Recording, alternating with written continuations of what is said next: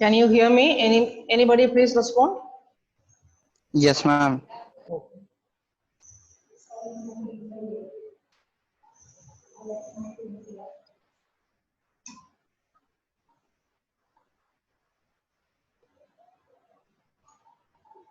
Good morning, all of you.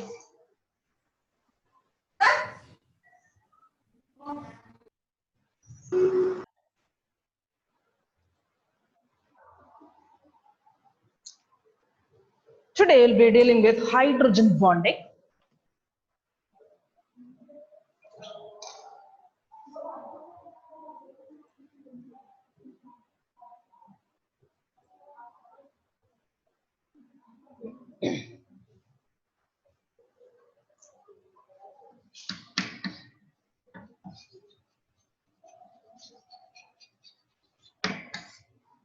This is another type of bonding. Chapter is chemical bonding.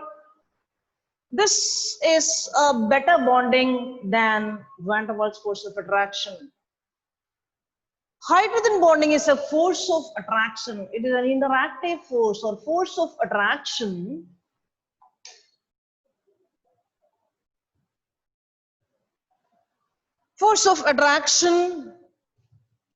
between hydrogen atom of one element and the electronegative atom of the other element. For example, hydrogen atom of one compound, not element.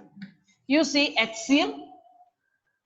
It is a force of attraction between hydrogen atom of one molecule and the electronegative atom of the other molecule. You consider HF, HCl, HI, etc. Here, fluorine is more electronegative, pulling this electron density towards it. At the same time, here H will be H plus. Chlorine is also developing a delta negative and here delta positive. But chlorine's delta negative is not enough to attract the hydrogen of other molecule here. No. But in the case of fluorine, this fluorine can attract the hydrogen of the other molecule. So this force of attraction is called hydrogen bonding. Fluorine, nitrogen, oxygen, these three elements can show this hydrogen bonding. So what is hydrogen bonding? That is a force of attraction between hydrogen atom of one molecule and the electronegative atom of the other molecule. What all elements can show? Fluorine, oxygen, nitrogen, fluorine. But chlorine cannot show a strong force of attraction. That is, HCl cannot show hydrogen bonding. So hydrogen bonding is a force of attraction. It is a force of interaction. It is a force of interaction, force of attraction. Here, this is one molecule, this is another molecule. Between the molecule, the force of attraction is called intermolecular hydrogen bonding. What is hydrogen bonding? The force of attraction between hydrogen atom of one molecule and the electronegative atom of the other molecule. This is one molecule, this is another molecule. Between them, we say intermolecular hydrogen bonding. Intermolecular hydrogen bonding. If the hydrogen bonding is within the same molecule, then we call it as intramolecular hydrogen bonding. So let's see two molecules where there is intermolecular hydrogen bonding present and intramolecular hydrogen bonding present. So here, this is phenol. This is phenol. Benzene ring पे एक OH group. If there is an OH group present on benzene ring, then that is called phenol. A nitro group present at this position means neighboring carbon. Then this is nitro group, NO2, minus, and that is present here. The formal charge on nitrogen is +1 and here -1. So here hydrogen atom of this can make a force of attraction between this O. That force of attraction, this is a hydrogen bonding only. This is called intramolecular hydrogen bonding.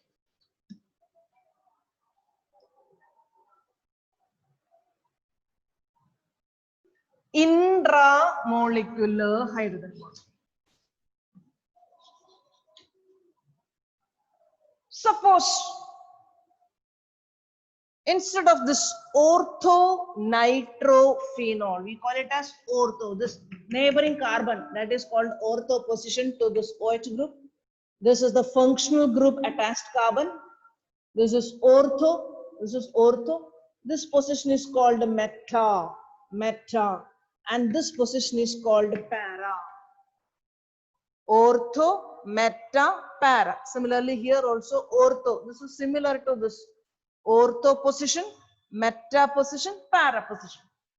Suppose I am putting this NO2 group at para position.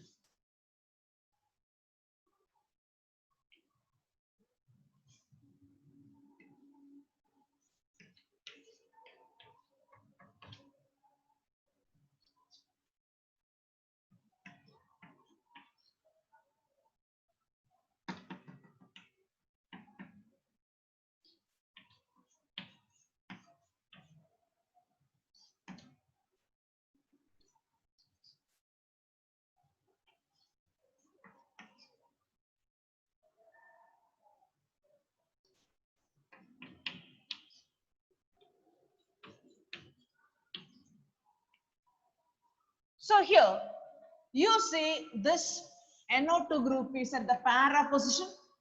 Now this O can make a hydrogen bond with the next molecule. With the next molecule. So here the force of attraction between hydrogen of this and O of the next molecule, we call it as intermolecular hydrogen bonding. Here it is intra, within the molecule. There it is inter, between two molecules. So in this case, suppose you are provided two test tubes. One is having orthonitrophenol and one is having paranitrophenol. Two test tubes.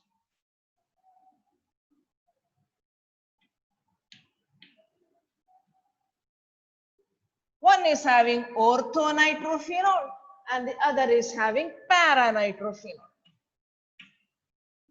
Which will be having higher boiling points?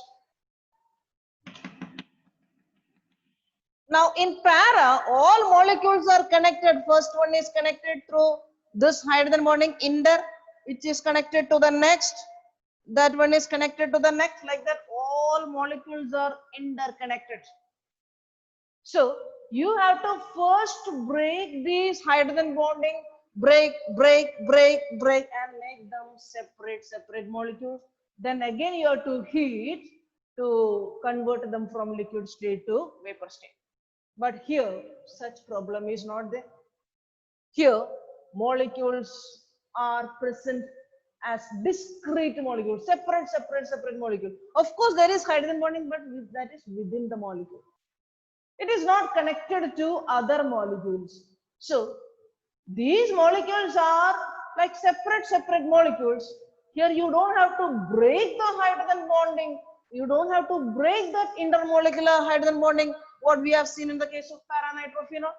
So here you heat, one molecules will go up to the vapor state. So here boiling point is less, while paranitrophenol is having higher boiling point than orthonitrophenol. So this hydrogen bonding is affecting the boiling point, or we can say it is affecting the physical properties like boiling point, melting point, etc. physical properties are affected by this hydrogen bonding. Another place where you see this hydrogen bonding is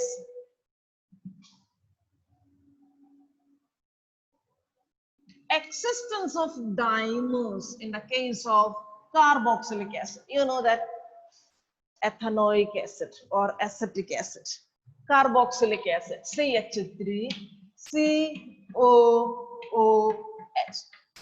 We write this acetic acid or ethanoic acid like this. But if I'm giving you this acetic acid or ethanoic acid, two molecules together they stand like a dimer, we say. One molecule will make hydrogen bonding with another molecule of other molecule of this acetic acid or ethanoic acid, and they act as a single molecule, a single species. They act as a single thing. So for that, CH3C, how they form this hydrogen bonding? That is due to the hydrogen bonding only. See, H of this making a hydrogen bond with that. Similarly, here OH, this H of this will be making a hydrogen bond with this.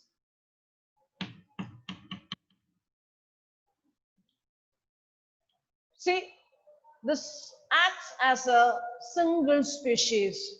So when you take this ethanoic acid and heat or to boil, dimer, dimer, dimer, dimer will be coming up.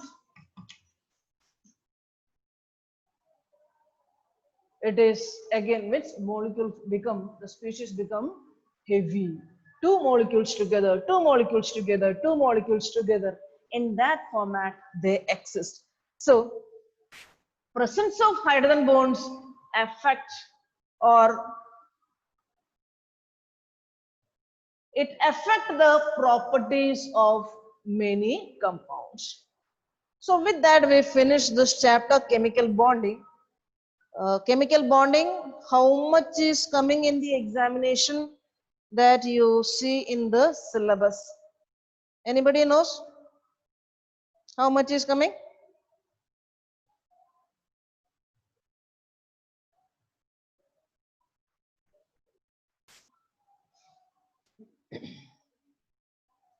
Next chapter, chapter 5, states of matter. States of matter.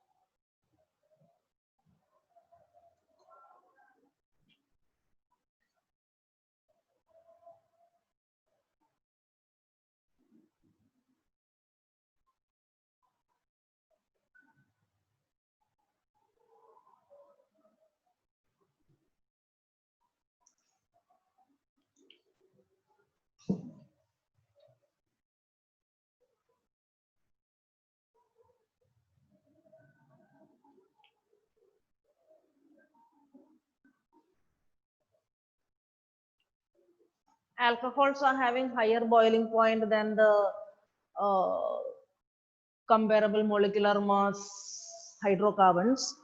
For example, CH3, CH2OH, alcohol.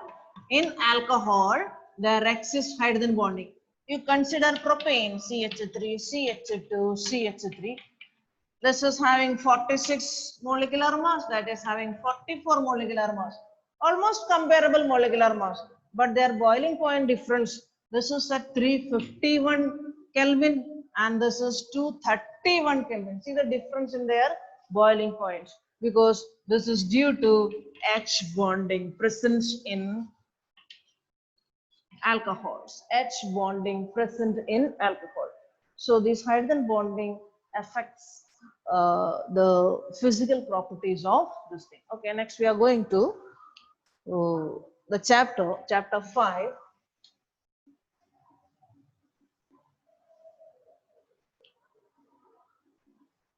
Chapter 5, states of matter.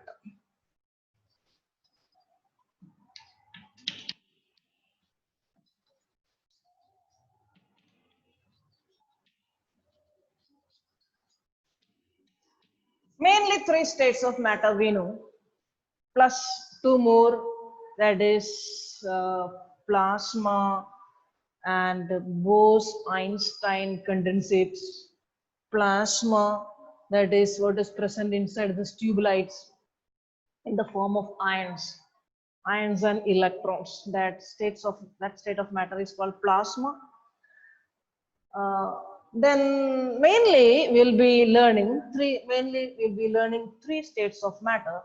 These other 2 states of matter much studies were not conducted.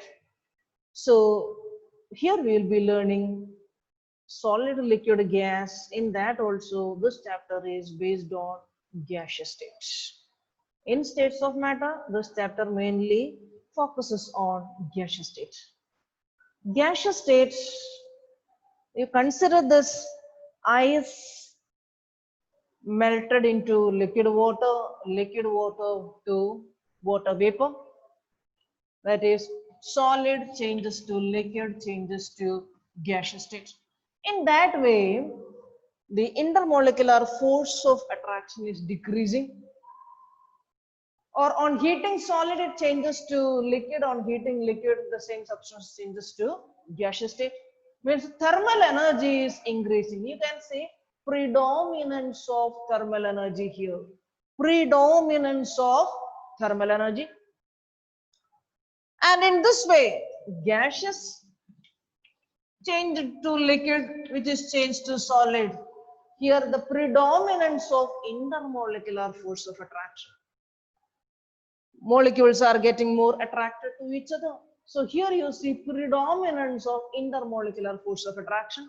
Here you see thermal energy is increasing. On heating, ice changes to liquid water and liquid changes to water vapor. So here predominance of thermal energy and here predominance of intermolecular force of attraction. Intermolecular force of attraction, there are different types of attractions. There are different types of molecular attractions. Atoms attract each other, molecules attract each other. What are the different types of force of attraction between the particles? First one we are going to see London dispersion forces. It was given by Fritz London. So this force of attraction is called London dispersion forces. You know that atom nucleus at the center, let this be atom A. Atoms are neutral and they are symmetrically, electron density is symmetrically distributed. So it is neutral. You consider another atom that is again neutral, spherically symmetrical. When these atoms are coming close by, when these atoms come close by, the electronic cloud becomes unsymmetric. Means electronic density shifts to one side and the nucleus shifts to the other side. That means an instantaneous charge separation, an instantaneous dipole is formed. This will affect the electron density of the next molecule or next atom, and the first one will distort the next atom, making or inducing a charge separation in the second atom also. So these two atoms attract each other. Previously, both were neutral, both were moving on their own way, no charge separation. This is not a dipole, this is not a dipole. But when they come close to each other, electron density of one gets distorted. That means an instantaneous dipole, positive, negative, slight separation of positive and negative. That will induce polarity in the next atom. Means these two atoms now attract each other. Positive portion means first one, when it is getting distorted. I'll show like this. Here is negative charge, that is the electron density. This is the electron density, means negative, and positive. This positive nucleus shifts to the other side, electron density shift to the opposite side. And when this comes closer to this, electron density of the next is also affected. So here positive, and here is the electron density. Positive means nucleus portion, so here negative, and this negative will attract that positive, and these two particles or two atoms attract. And the force of attraction is proportional to sixth power of their distance between them. F is proportional to, is inversely proportional to r to the power 6, where r is the distance between them in their particular distance. So that is proportional to 1 by sixth power of that distance. So force of interaction, no doubt, r is the distance between these two particles. So force of interaction, or we can say the interactive energy, is inversely proportional to the sixth power of the distance between them. R is the distance between these particles. So this is very slight force of attraction. This is a very slight force of attraction. This can be broken at any time. This London dispersion forces, it is like hai to hai, nahi, like that, a force of attraction. Next is dipole forces. So this is dispersion forces. This one is dispersion forces. Dispersion forces or London forces. London forces. Very weak force of attraction. This London force means very weak force of attraction. Dispersion force means that is the weakest force of attraction.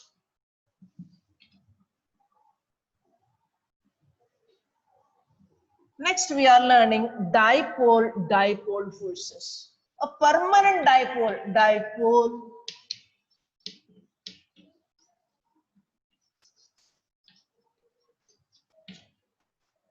One dipole and another dipole. Both are permanent dipoles. So here I am taking HCl molecule. HCl is polar.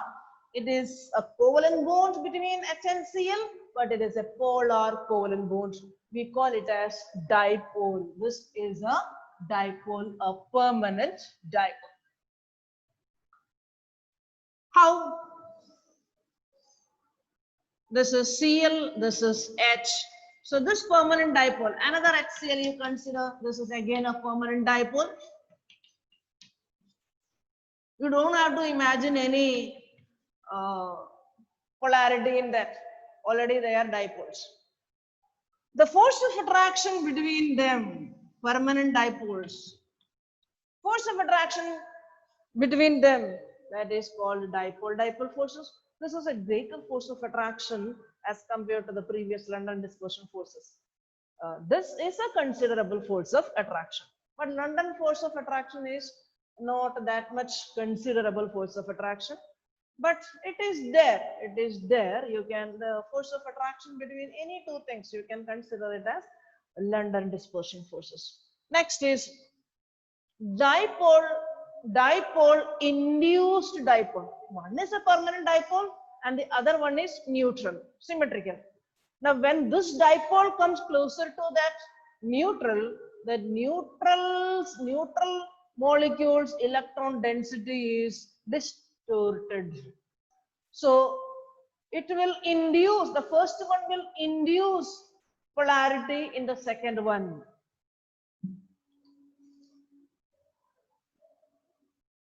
The third type of force of attraction is dipole induced.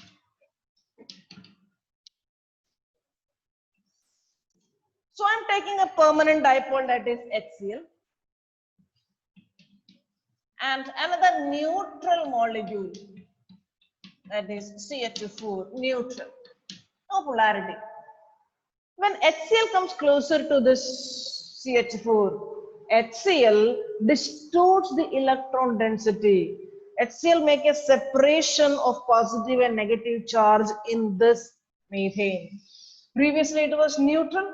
When HCl come closer to this, HCl is already a dipole.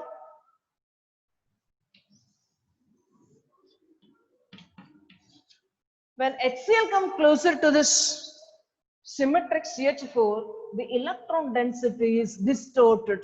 That means this second one will also become, second one you can say minus plus.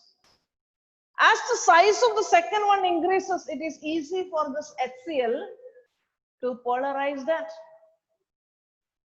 We say that is the polarizability of the second molecule. If the second molecule is of bigger size, then the first molecule can easily polarize. First molecule can easily put that second molecules into positive, negative. So this is, first one is inducing polarity in the second molecule. Again, the force of attraction is inversely proportional to the sixth power of the distance between them. In dipole-dipole cases, in that dipole-dipole case, the force of attraction is inversely proportional to sixth power of the intermolecular distance between them for rotating molecules. Or one more is their force of attraction is inversely proportional to the third power of that distance between these molecules in the case of stationary molecules. So here the force of attraction is inversely proportional to the sixth power of the intermolecular distance between them. And in that previous one, that is the second one, that is dipole. In the case of dipole,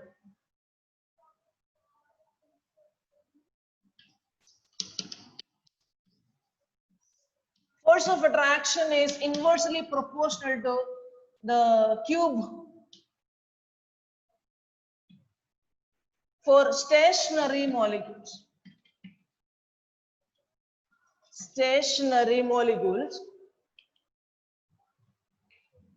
And here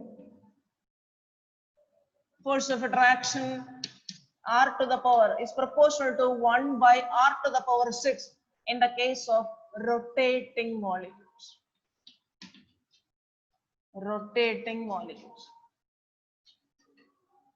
These types of molecules you will be studying in higher classes.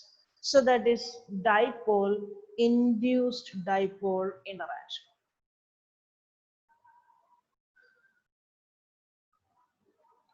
Thank you.